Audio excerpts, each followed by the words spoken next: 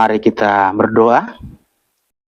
Bapa di surga, saat ini kami akan mendengarkan Engkau berfirman, berbicara kepada kami. Oleh karena itu ya Tuhan, bukakan hati kami dan pikiran kami, supaya kami dapat menerima firman-Mu dan melakukannya di dalam setiap kehidupan kami. Di dalam nama Tuhan Yesus kami berdoa. Amin. Shalom. Shalom. Kita akan buka Alkitab kita yang terambil dari Matius pasal yang ke-5. Matius pasal yang ke-5 ayat 13 hingga ayat yang ke-16. Matius pasal yang ke-5 ayat 13 hingga ayat yang ke-16. Kita bacakan silih berganti. Saya ayat ke-13 dan saudara-saudari sekalian bacakan ayat yang ke-14. Sudah ketemu? Sudah ya? Saya akan bacakan judul perikopnya. Garam dunia dan terang dunia. Kamu adalah garam dunia. Jika garam itu menjadi tawar, dengan apakah ia diasinkan? Tidak ada lagi gunanya selain dibuang dan diinjak orang. Kamu adalah terang dunia. Kota yang terletak di atas gunung tidak mungkin tersembunyi. Lagi pula orang tidak menyalakan pelita lalu meletakkannya di bawah gantang, melainkan di atas kaki dian, sehingga menerangi semua orang di dalam rumah itu. Demikianlah hendaknya terangmu bercahaya di depan orang, supaya mereka melihat perbuatanmu yang baik dan memuliakan Bapamu yang di surga. Amin. Bapak, Ibu, dan saudara-saudara sekalian, firman Tuhan pada saat ini memberikan suatu peringatan, bisa dikatakan begitu, atau memberikan suatu status bahwa kita adalah anak-anak Allah. Ketika kita sudah percaya atau ketika kita menerima Yesus, kita menjadi anak-anak Allah. Artinya kita akan berubah hidup kita. Yang dahulu kita adalah di dalam kegelapan atau anak-anak iblis bisa dikatakan. Tetapi ketika kita percaya kepada Yesus, kita menjadi anak-anak Allah atau anak-anak Tuhan, yang dimana status kita sudah berbeda. Nah, ketika status kita sudah berbeda, perintah yang kita dengarkan pada saat ini ada dua. Yang pertama, kamu adalah garam dunia. Ya kan? Garam dunia. Yang kedua, kamu adalah terang dunia. Nah, perhatikan di sini, harus kita perhatikan ini merupakan simbol ya. Bukan ketika kita percaya kepada Tuhan, kita menjadi garam gitu ya. Bukan. Kamu adalah garam dunia, maksudnya itu garam itu sifatnya apa? Gitu maksudnya ya. Ketika dikatakan kamu adalah terang dunia, terang itu sifatnya apa? Nah, perhatikan di sini, ini membuat sebuah definisi. Dia memakai adalah. Di sini tidak dikatakan kamu menjadi terang dunia. Tidak. Atau kamu menjadi garam dunia. Tidak. Kamu adalah. Artinya kamu statusmu memang, kamu itu memang sudah garam gitu loh. Harusnya sifatmu itu harus seperti garam gitu. Bukan menjadi garam lagi. Beda ya. Kamu adalah presiden, kamu menjadi presiden. Beda tidak? Beda. Kamu menjadi presiden, dia belum terpilih menjadi presiden. Kamu adalah presiden, yes, sudah terpilih menjadi presiden. Nah, di sini kamu adalah garam dunia. Ketika dibilang garam dunia, ya memang kita sudah memiliki sifat garam itu. Tidak menjadi lagi sebenarnya. Ketika kita sudah menerima Yesus, sifat garam itu harus ada dalam diri kita. Sifat terang itu harus ada dalam diri kita. Nah, coba kita perhatikan. Kamu adalah garam dunia, jika garam itu menjadi tawar, dengan apakah ia diasinkan? Tidak ada lagi gunanya selain dibuang dan diinjak orang. Kira-kira garam itu bisa nggak tawar? Coba kita lihat garam yang ada di Indonesia. Bisa nggak kira-kira? Sampai habis garamnya. Kalau tidak berarti salah dong Alkitab ini, kan begitu. Pernah nggak melihat garam itu sampai habis rasa asinnya? Kan di sini dikatakan kamu adalah garam dunia. Jika garam itu menjadi tawar, artinya jika garam itu tidak memiliki asin lagi gitu maksudnya. Dengan apakah ia diasinkan? Tidak ada lagi gunanya selain dibuang dan diinjak orang. Pernah nggak melihat garam itu habis asinnya? Tidak ada. Terus bagaimana maksudnya ini? Nah, itulah sebabnya jangan melihat garam yang ada di Indonesia. Ini konteksnya dibuat di dalam situasi Timur Tengah. Nah, kalau kalian pernah dengar Laut Mati, atau kan di Israel itu biasanya kalau Laut Mati itu penuh dengan asin, ya. Sampai-sampai apa yang masuk ke dalam Laut Mati itu, nah sekali-kali nanti kalau ada uang kita ke Israel gitu ya, memang sampai sekarang masih ada laut asin itu. Kalau kita melihat apa ya YouTube atau apa, ketika aja laut asin ya ada nanti di situ. Nah, apa yang kamu lempar di situ, kamu lempar pun anjing contoh, anjing itu akan terapung terus posisi hidup. Kau lempar pun benda yang mati atau benda yang seharusnya tenggelam ke air, dia akan terapung terus. Karena apa? Saking asinnya. Begitu. Nah, kalau konteks pada masa itu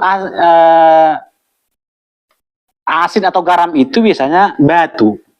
Jadi karena saking asinnya, contohnya sudah banyak batu-batu di situ yang sudah kena air asin itu, itulah yang akan dibawa ke masakan atau kita mau melakukan apa gitu. Jadi contohnya memasak sayur gitu kan, apa tuh dicelupkan lah. Nah, terus begitu sampai berapa kali kan, sampai habis dia batunya, sisa tidak ada lagi garamnya begitu. Itu konteks garam yang kita pahami dalam Alkitab ini. Jadi bukan garam yang betul-betul murni garam gitu, tidak. Dari batu dia. Contohnya ada batu, sudah ada air-air, sudah ada di samping-sampingnya itu jenis-jenis garam. Mau masak sayur contoh, dicelupkan, masih ada garamnya sampai 10 kali begitu sampai habis. Nah, kalau sudah habis dibuang begitu dan diinjak orang gitu ya. Nah, jadi supaya kita tidak salah paham, garam kok bisa diasinkan, tidak gitu ya.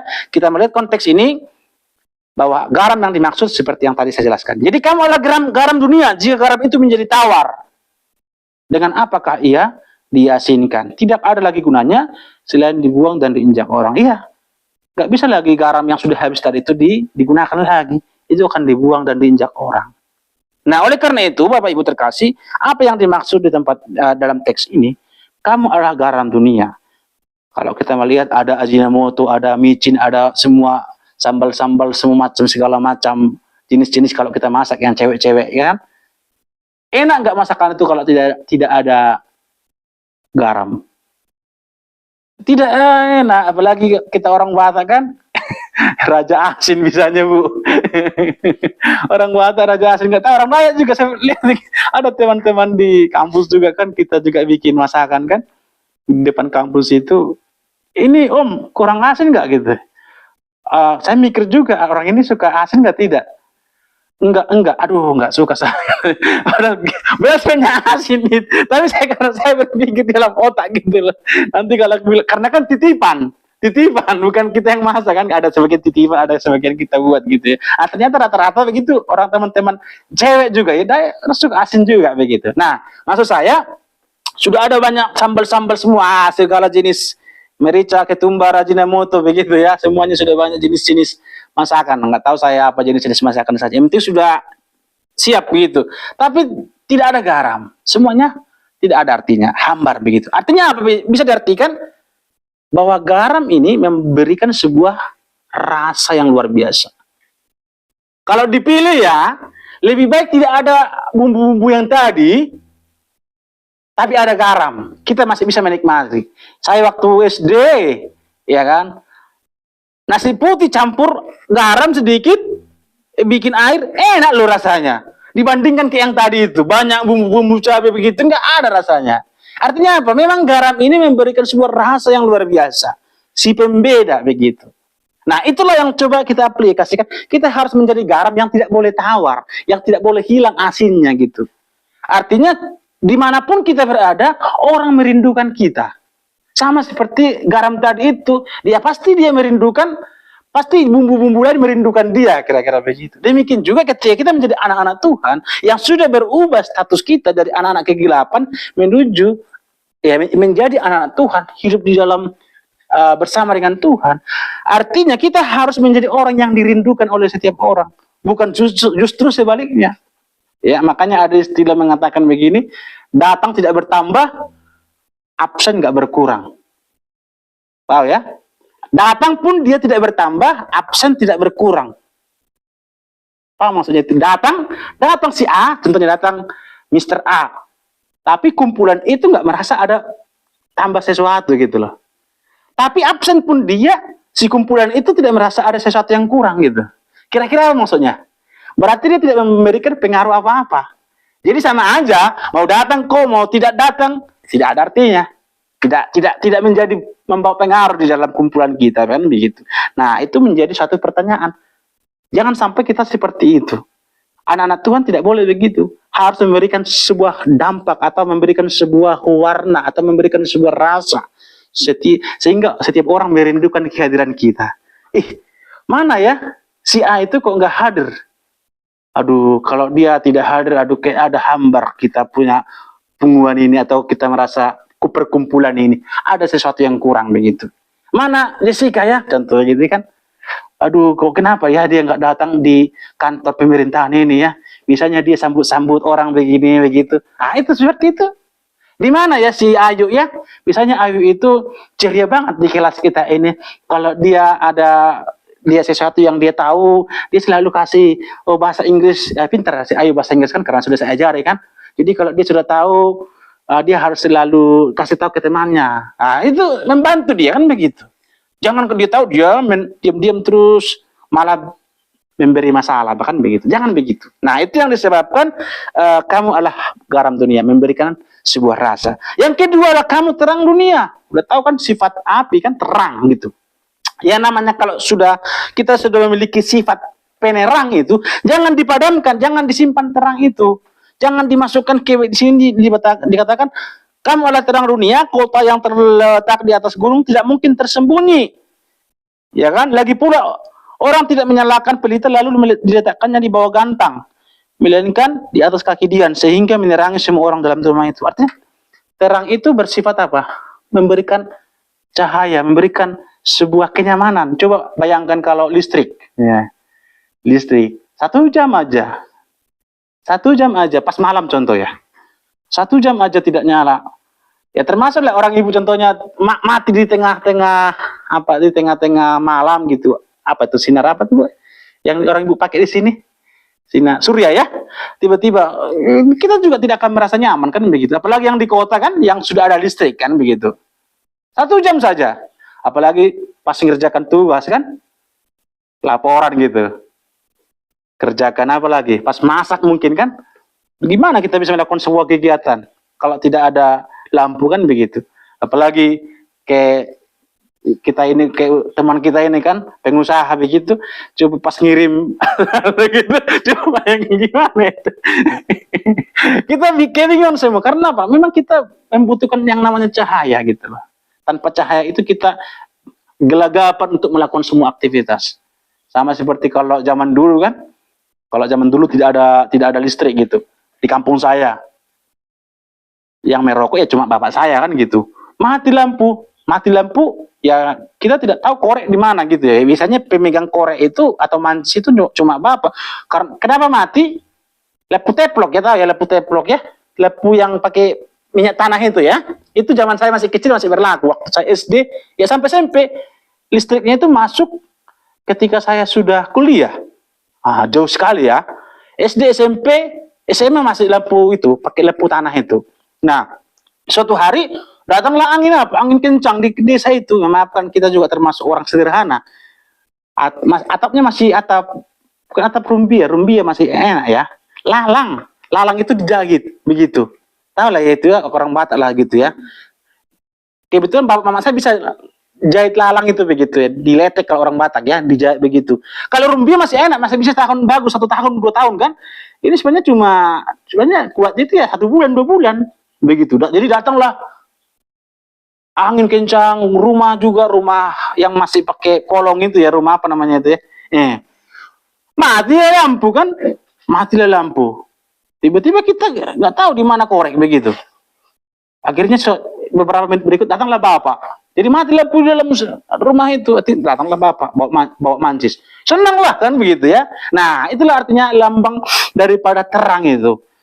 Menambangkan suatu hal yang apa ya, menerangi, artinya kita senang kan begitu ya. Nah, oleh karena itu Bapak Ibu terkasih dalam nama Tuhan Yesus, ada dua hal yang harus kita perhatikan. Kita harus memberikan rasa kepada orang lain, yang kedua kita harus memberikan terang kepada orang lain. Jadi jangan kita sebaliknya, kita menjadi orang yang tak berguna di hadapan orang lain begitu.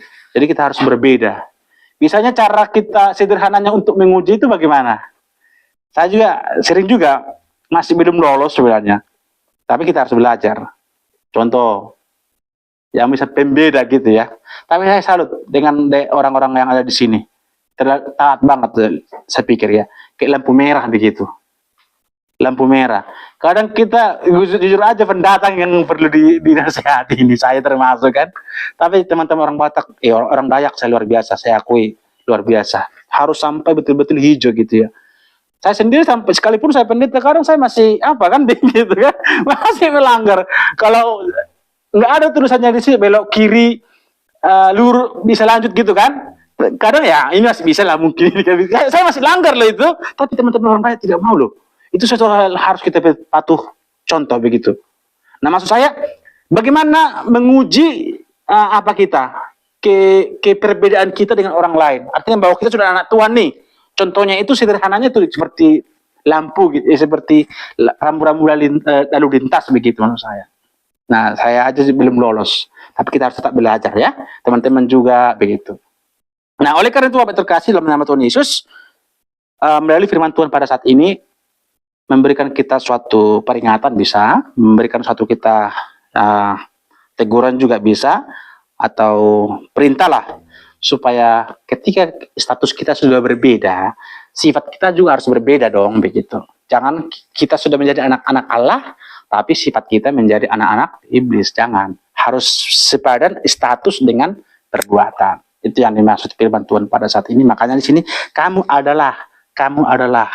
Kenapa kamu adalah? Karena memang kita adalah anak-anak Allah. Harus dibarengi dengan kamu adalah bersifat seperti garam. Kamu adalah bersifat seperti terang atau pelita begitu. Karena kita sudah adalah anak-anak Allah. Demikian juga sifat kita harus adalah, bukan menjadi lagi. Begitu ya. Jadi firman Tuhan ini semakin hari mengingatkan kita supaya kita menjadi orang yang baik untuk memuliakan Bapa kita yang di surga. Mari kita berdoa. Bapa di surga, terima kasih buat kebenaran firman-Mu.